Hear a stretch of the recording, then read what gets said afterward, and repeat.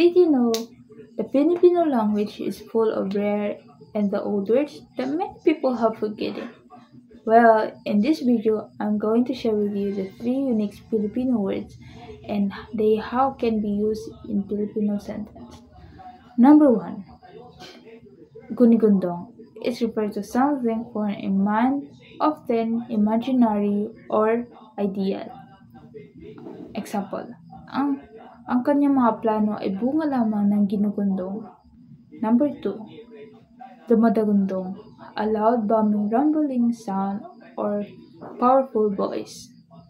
Example, malakas na dumagundong ang ulan kagabi.